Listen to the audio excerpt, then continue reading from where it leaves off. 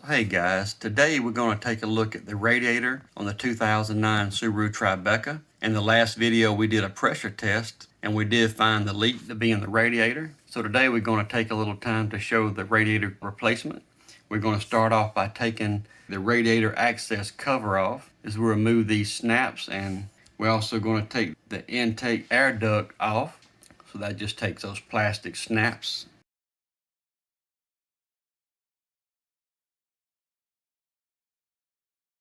Next, I'm going to remove the radiator support brackets. That's one on the passenger side as well as the driver's side.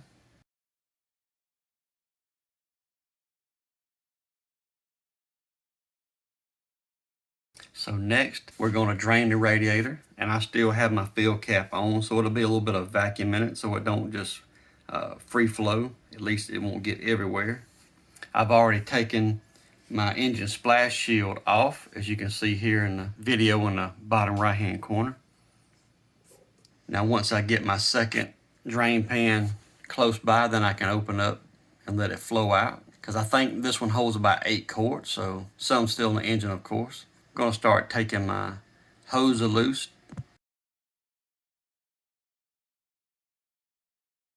Being careful here to try to grab the hose and just move it back and forth to break it loose, and try not to get sideways with the pliers here and damage the hose in any way.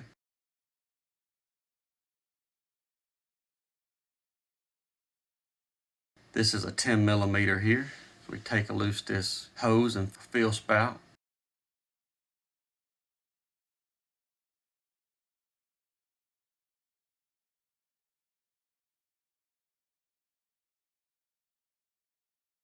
I think there's several ways to do this, but I'm going to take my reinforcement beam off. It's just 3 bolts on each side, and I know I need to be able to get to the front of the radiator a little better, so I'm going to take this off. I mean, we should also take off the upper tie bar and lock support as well. We'll see how it goes. I'm going to go ahead and remove the upper engine cover. Next, I'm going to get this passenger side upper radiator hose as shown in the illustration here.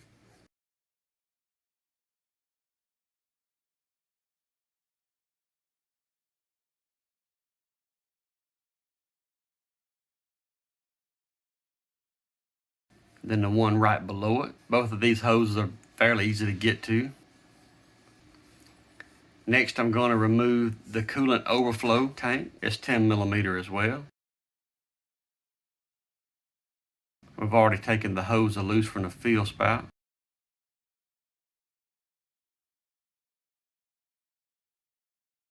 Just going to go ahead and unplug the fan assembly here so I don't forget later.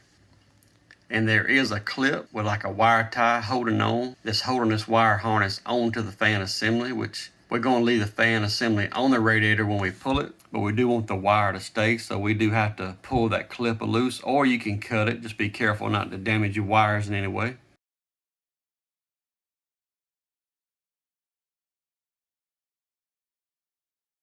I'm just checking here for corrosion on the terminals.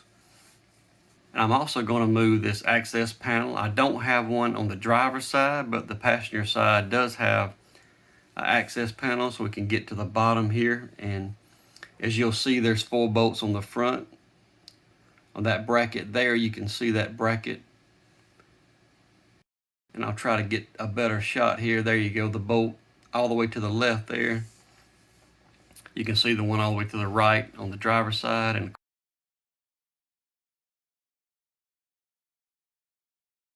course the top on the driver and passenger side as well is going to have those bolts. So these have the Phillips head incorporated in them, or 10 millimeter, whichever is easier to access. I just got to take these out. We'll be right back. So now up under the vehicle, I'm trying to look at this larger lower hose, and at least on camera I think it's going to be better. Instead of taking loose here at the radiator in the picture shown, I'm probably going to take it loose here at the thermostat, just because it's so hard to get to, and I definitely won't be able to show it on camera. And I'm sorry here, my camera angle was not the best, so it didn't show me take it loose from the thermostat housing. But even though we're leaving this hose attached as a short piece, I believe it'll still be easier to do it this way, but the choice is yours on that. You have to make that decision for yourself. Now these next two smaller hoses on the driver's side, just a little bit harder to get to, and removing that upper tie bar and lock support here probably would have been worth it, really.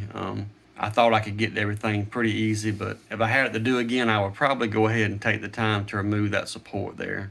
Vice grips come in very handy, especially having to do this one-handed, sort of I could video a little bit of it. The vice grips can hold, and if you got more than one pair, of course, you can leave it on both of those hoses.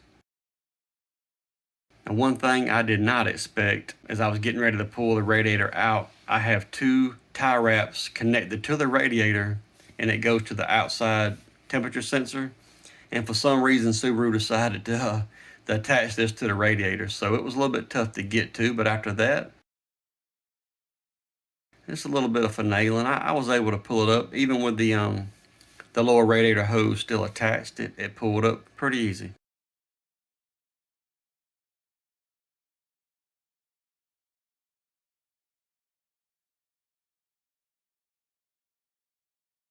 So now I've cleaned it up, and those grommets on the passenger side and driver's side, need to make sure those are in good shape and back in position, because mine had shifted on me.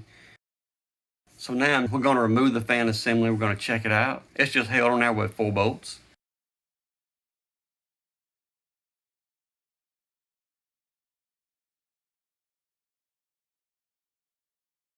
Make sure the bearings spin good and there's no play in the bearings. And we'll just simply put it right back on the new radiator and fasten it down.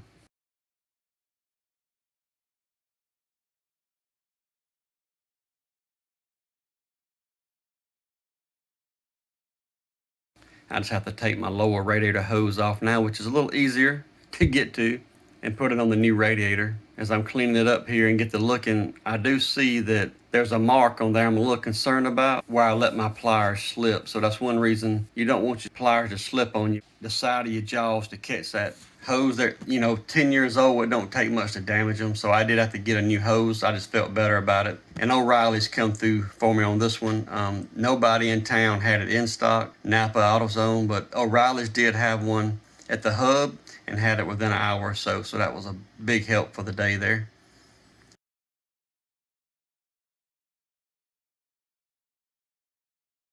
Getting this back in really was not bad at all. I still think I'm saying there that the upper tie bar and lock support removed would make that easier, but it still wasn't bad.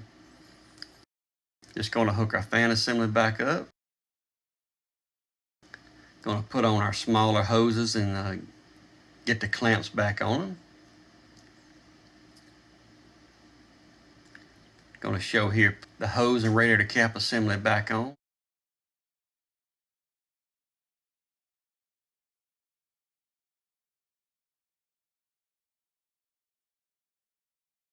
And our reservoir back on. Yeah, again, the upper tie bar is probably in the way there.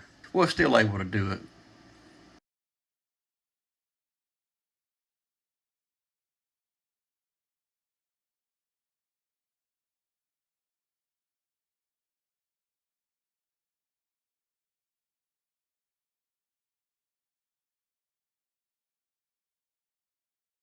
So next we'll do these two hoses on the passenger side, and not really bad at all. Pretty easy to get to, really. I didn't have to move the camera a lot. You could kind of see what's going on. So next I'm just going to put these 4 bolts back in that holds the air conditioner condenser onto the radiator. And I did realize here I had to go back. I put the long bolts that come off of the reinforcement beam. They're both 10 millimeter. I started putting them in here, and just make sure it's the ones, at least on mine, with the Phillips on them, the shorter, because any longer it could have actually hit the radiator on that plastic piece, so we don't want to do that. Just putting back on our reinforcement beam here.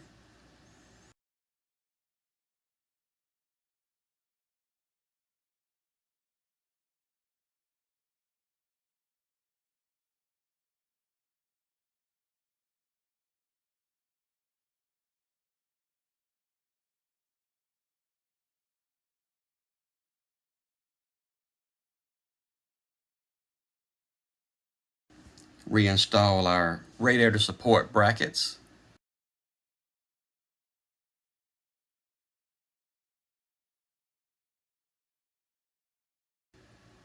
And I kept up with my bolts pretty good. I had them both there, but to make the video shorter, I had to pause here. I dropped this one and I had to put a stainless steel in its place. This is what I had. My metric bolt assortment isn't the greatest, but I did have one to get by till I can find the other one. It might be in the coolant pan. And by the way, a Gatorade bottle works great on this Subaru. It seals up pretty good just to make a funnel out of it, and I was able to burp it and get all the air out pretty well just using that. So we can stay hydrated and put in our coolant all in one here. There's definitely a lot better ways to do it, and there's really good funnels out there that makes that easy. So first I'm just going to put in purified water. It's water I had that we can put in there and do a leak check with it. Make sure my bottom drain plug is holding good. You know, I know I have it tightened up and ready. I just want to make sure nothing's leaking. Just make sure none of my hoses are leaking. Everything's secured and all that's good. So I'm going to, after putting almost a gallon of water, I'll put almost a gallon of the coolant in, and I'm just squeezing the hoses that I can and just trying to burp it and get all the air out of it that I can. And this Gatorade bottle seals good enough to let it come above the level, so it will help it burp.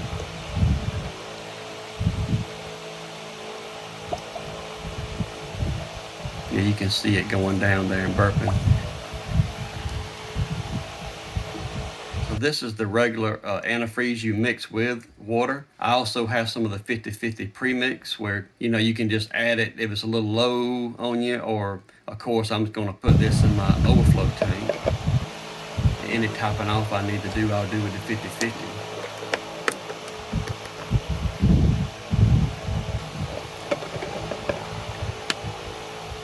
And by the way, if you do have trouble burping yours and getting the air out of the system, there's also a vent plug right there right in front of where the driver would sit in the engine compartment there. And what I did is I loosened it up and drove it up on the hill a little bit. My driveway has a slope to it. So I'm just going to start putting the covers back on for this lower left cover. Put on our radiator access cover. Put in a little plastic push clips.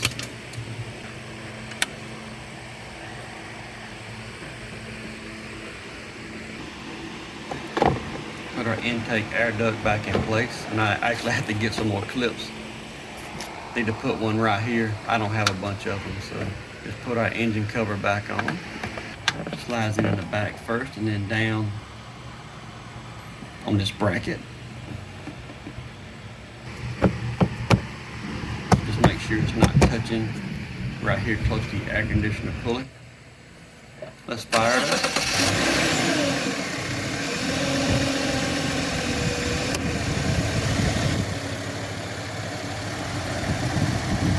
So far, so good.